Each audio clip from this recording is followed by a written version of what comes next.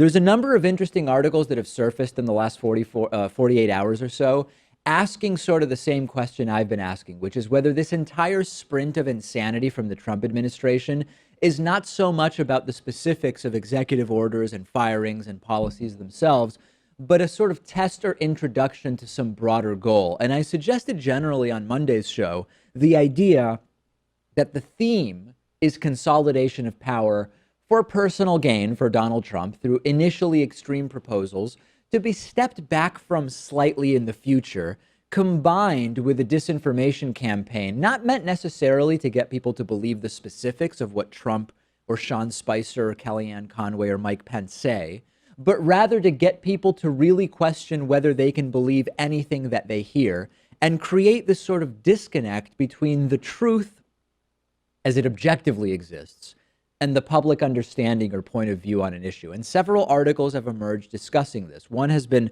very much shared online. It's called Trial Balloon for a Coup by Jonathan Zunger. Another is called The Immigration Ban is a Head Fake and We're Falling for It by Jake Fuentes. They approach this, as do I, in slightly different ways, but there are some trends here that at this point are very hard to deny. And that's that this entire first couple weeks of the Trump administration is a test to the limits of how the administration is going to be able to sort of skirt the law and other government agencies while setting up the real policies that they want. So let's look at this list of the real Trump game here, okay? Step one is you create some shock events. So this includes the executive orders, the banning of immigrants and people with green cards. Then a judge says, oh, well, people with green cards can come in and people start paying less attention. But Trump ends up with 90% of what he initially proposed or ordered. And it's a shock event in every sense. It wasn't cleared with too many people in the Trump administration before being announced.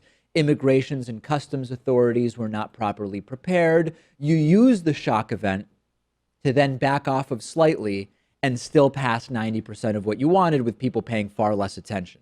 The second layer is you get opposition growing, you get media coverage, civil rights organizations like the ACLU filing lawsuits, lawyers and protesters all over airports. No one knows exactly what's legal, what isn't. It exposes to the Trump administration who is really loyal and who isn't. This includes, for example, reports of border agents defying stays from courts on the Trump travel ban, according to both congressmen and lawyers, and choosing to detain people anyway. This is really valuable information for the Trump administration, which is which agencies will follow and support him, even in violation of what the judicial system says. If you're attempting a soft coup or a sort of authoritarian takeover, when agencies ignore courts, that is very useful for you to know. And by the way, the fear is always, oh, the left could become tyrannical and take your guns or whatever. It's hard to get more tyrannical than law enforcement ignoring the orders of judges and courts. Can you trust the Department of Homeland Security? Can you trust the Attorney General's office? This is really valuable information for Trump that comes from the opposition and media coverage. Then, number three, during the chaos that's going on because of the shock events you've caused, you continue to make moves that will have less attention paid to them. For example, putting alt-right propagandist Stephen Bannon on the National Security Council as a standing member. We covered it. It got some coverage on corporate media, but it's hard to keep the pressure on it since the chaos is nonstop from the immigration order. Another example of making moves during the chaos, the State Department senior leadership is fired. Originally, it was reported that they all quit at the State Department. Now it appears they were told to. It eliminates continuity. It enables Trump's inner circle to further consolidate power by handling the transition at the State Department themselves rather with the outgoing staff. And then number four here, and this is really happening frequently, you placate radical groups. This is potentially a really important aspect of the immigration ban, which is Trump may well lose the green card part of the ban permanently.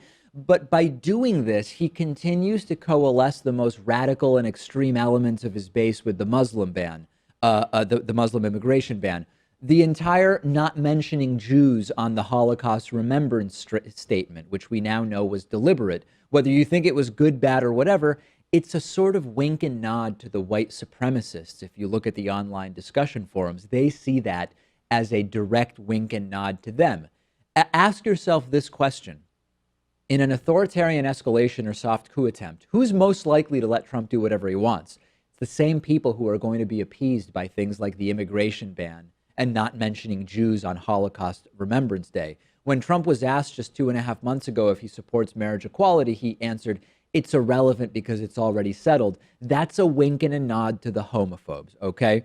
And then wrapping up the real Trump game, the big picture is continuing to consolidate power.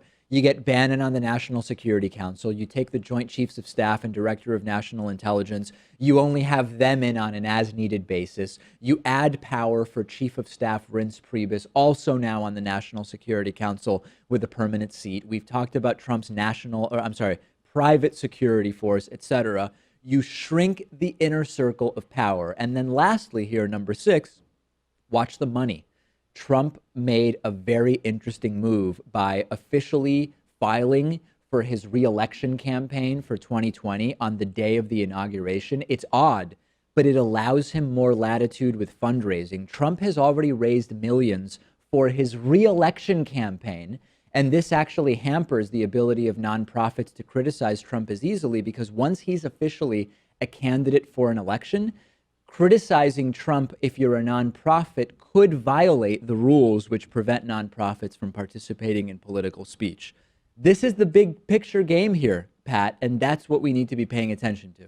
It's tough to say whether this is something that was intended or if there's this long drawn out process here. Sure. But everything that I can think of that would make me feel like he was just kind of fumbling around in the dark, things like not knowing the policy when it comes to green cards, right, not letting people in his administration know to some extent.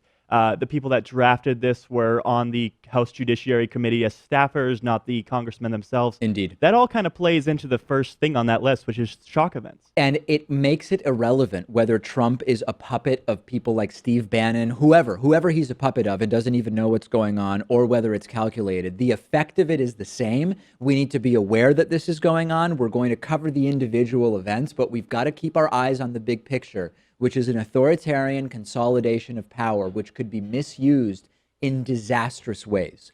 I'm on Twitter at @dpakman. Send me your thoughts. Also, tomorrow is, sadly, I'll talk about this more on the bonus show today. Sadly, tomorrow is my birthday, and I hate my birthday at this point. Starting when I was 25, I started liking my birthday less and less, and now I really dislike it.